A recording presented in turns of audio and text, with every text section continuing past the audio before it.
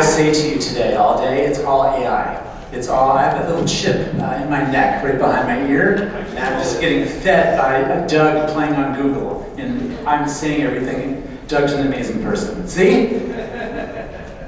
Kendra Ramirez, CEO of KR Digital, is globally recognized on the homepage of LinkedIn.com. She's a Woman of Influence Award winner, John Barrett Entrepreneur Vision Award recipient, Cincy Chic Woman of the Year, AMA marketing legend, best-selling author of Marketing Fusion and Microshift, and a finalist for the Social Media Innovator of the Year. Since 2005, she has helped hundreds of organizations successfully leverage digital technologies. As an early adopter of innovative tools, Kendra's expertise makes her an invaluable resource for businesses seeking to thrive in today's competitive digital and AI landscape. Kendra has spent more than 15 years in technology companies as a change agent in sales, marketing, and recruiting leadership for B2B clients. Please welcome to the stage, Kendra Ramirez.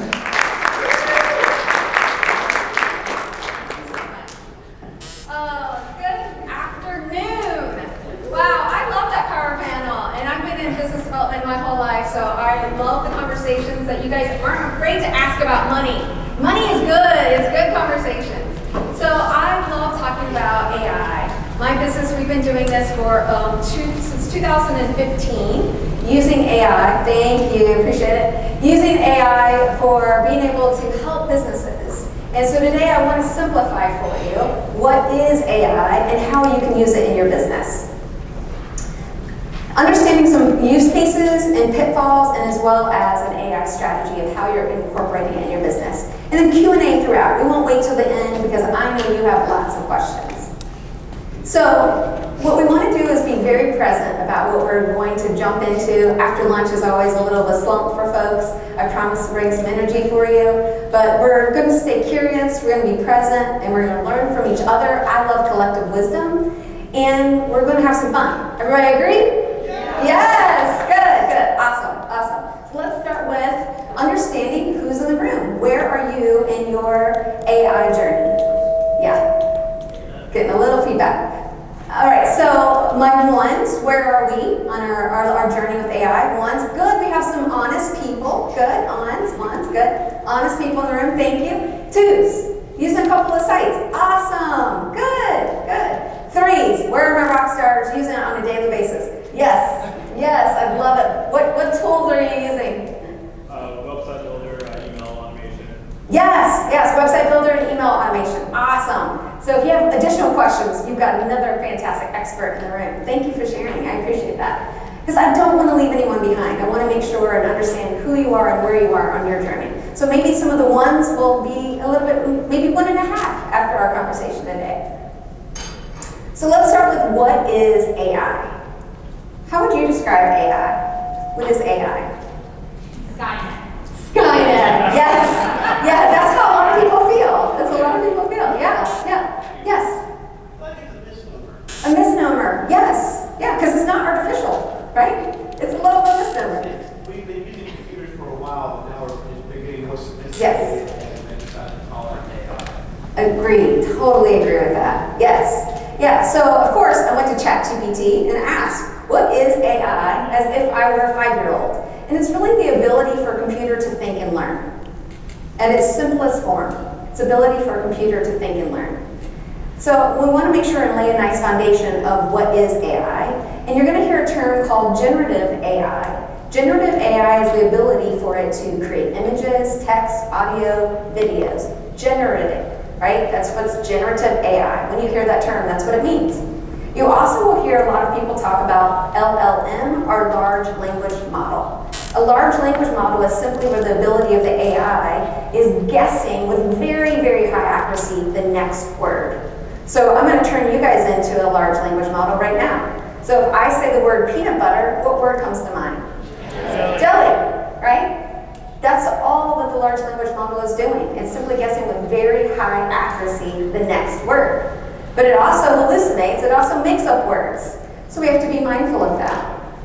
And that's one of those things that we want to understand. So a lady this week, we were talking one-on-one, and she said, Kendra, everyone's talking about AI, but I don't know where I go to access it. What is it? Where do I access it? I'm like, oh my goodness, I didn't even think about that. Like for someone, because I've been deep in it for so long, she's like, where do you start? And I think a great place to start is ChatGPT. It's owned by OpenAI, and so the URL for it is chat.openai.com. There's a free version and a paid version. The free version is fantastic. The paid version, of course, is even better, and it's only $20 a month. So very affordable. But if you want to sign up for ChatGPT, that's owned by OpenAI, and that's really where everything got started last year in this whole AI journey, because they rolled out November 30th of last year. Who in here have heard of ChatGPT? Good, all right, good, awesome. So that's where we go to sign up if you are interested, and especially after our conversation. So what I want to hear from you is, what year do you think the earliest successful AI program was? And I'll even give you a little asterisk to it. It learned to play chess. War games. War games. What year was it?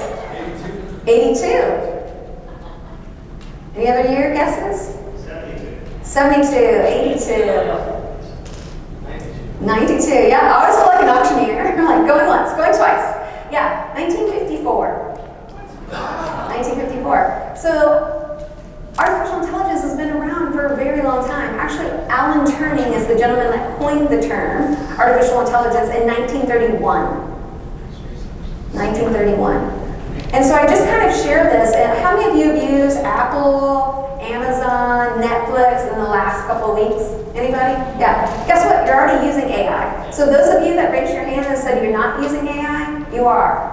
It's not really going to be in the future, not going to be where we go to it and experience it. It's just going to be part of our daily lives. Right? And the speed at which this is happening, we've never seen in our lifetime. So earlier you had shared that I've owned a digital marketing agency for 18 years. And just 12 years ago, there was only 200 tools in marketing. And today there's over 26,000 tools. In AI, in just this year alone, there's been 52,000 tools. So the speed at which this is happening, we've never seen in our lifetime. So anyone else feeling a little overwhelmed by AI? Yeah, I know I am. And I've played with over 100 and I'm overwhelmed, right? So I love that you brought up Skynet. I love that. I read your mind.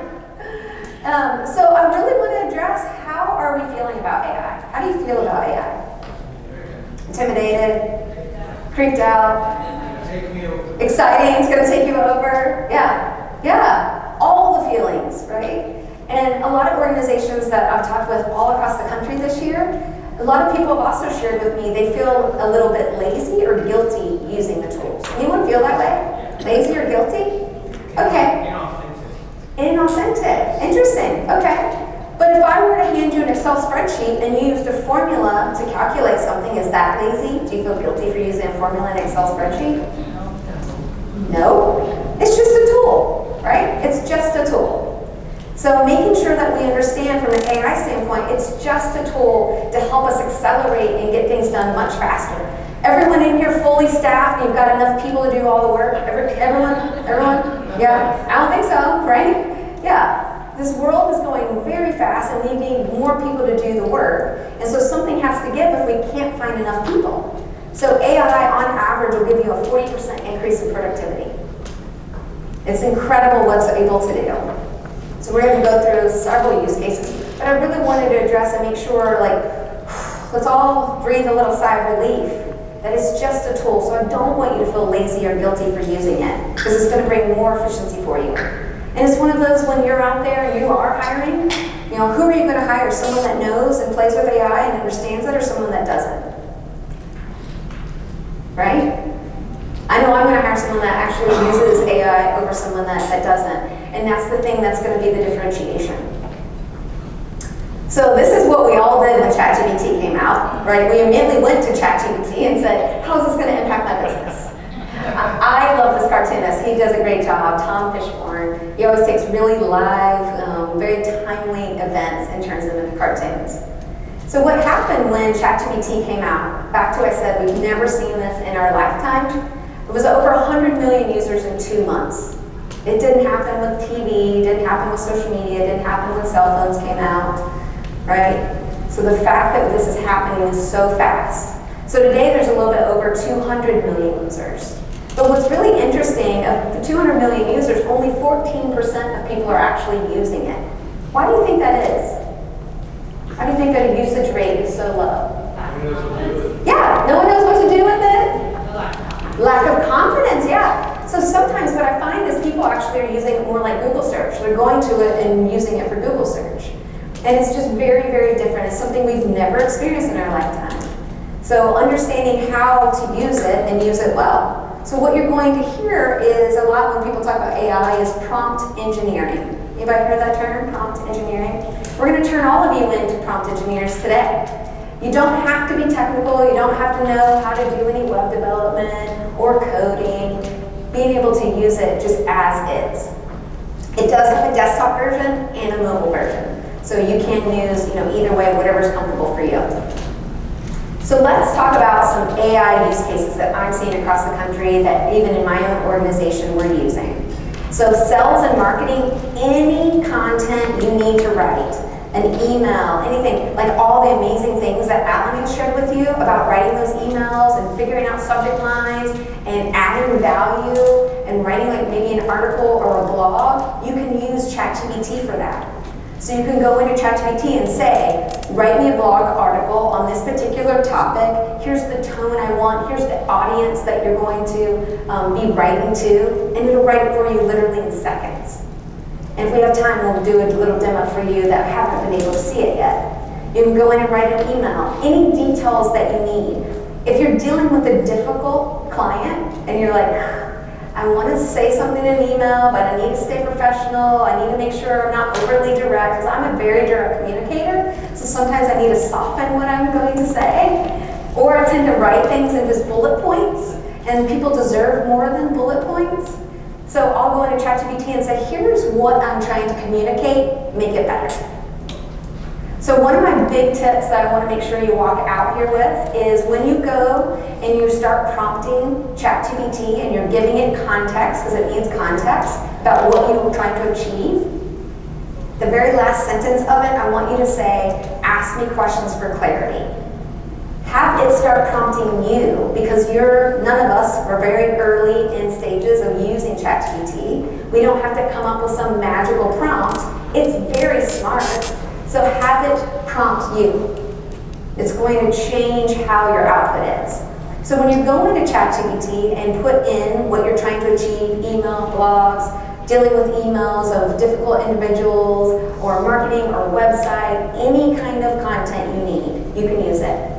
I use it on a daily basis as my brainstorming partner. I'm constantly thinking through things, and so I'll go in and put like, hey, here's what I'm trying to achieve, maybe in a presentation or facilitation or a meeting, and then I'll ask it, what am I not considering in the thing that I've laid out? Right? I'm brainstorming with it. Or here's what I'm thinking through this. Tell me what else I should be considering. It's fantastic for doing that. For operations, in operations, being able to do process documentation. Anyone ever have to write like a how-to where you like screenshot the website, you click a little gear and drop down here? Anyone have to do that? It's painful, right? Yeah. So you have to go and screen grab, write what you did, screen grab, write what you did, hours. So one of the tools that I love to recommend is called Tango.us. Tango.us. It will sit on top of your browser or your desktop, either one, and it will watch what you're doing, and you don't even have to do it slowly. And you just go through what you already naturally know how to do, and it'll grab it, put a screenshot, and describe exactly what you just did, and print out a beautiful PDF for you to use. Hours and hours and hours of time savings. This is one of my favorite tools. And again, all these tools that I'll mention today either have a free version or a paid version. With Tango, you can do 25 workflows per month for free. So a lot of us don't even need that many workflows, right? Many how-to documents. The other thing that we're using quite heavily from an operations standpoint is how many of you are using either Zoom or Otter in your meetings and transcribing them? Yeah, transcribing, no. Transcribing, no, okay. Okay, I'm gonna change your lives here. So being able to record those calls, right? So using Zoom or Otter, they're both one of my favorite tools. Zoom, if you have the paid version of Zoom, the AI comes free. It is fantastic because what it does is it captures your whole conversation and transcribe it and gives you next steps. So how many of us get off a call and then we have to recap the call and re-say and type up everything that we just said and email it? Anybody have to do that? Yeah, we do that quite often. And so it's so fantastic for being able to use these tools to make me more efficient. So what happens when I'm using my Zoom AI, when I turn it on, and the person on the other end may know, right, that it's being recorded, there's no worries there, they know about it. And after that meeting, it transcribes and actually emails anyone that was on that invite. So it even saves me a step of having to send that back out. Anybody excited about that? Yeah, it's huge, it's huge. So a project management team that I work with, we saved over 1,400 hours a month in their team just implementing those two tools. Just two tools. With the meeting invites and with being able to document how-to documents. And then IT and engineering. Anytime you're in a situation where you're trying to write code for something, trying to figure out something, having to document, the process of writing, the particular code that you were trying to do, if you're stuck. None of us in here have to know Java or HTML or Python or any other languages. You can actually go into ChatGPT and ask it. Like, hey, I'm trying to create a form on my website. How would you do that? Can you give me the script to do that? Or show me the best way to do that, right? So being able to use these tools will bring a ton of efficiency. Also, we have customer support, writing frequently asked questions. So think about all those conversations. So even those transcribed meetings, you may find where you had client testimonials, maybe you had something where you were overcoming objections, maybe there was just a conversation where they were asking some really good frequently asked questions. So turning those frequently asked questions into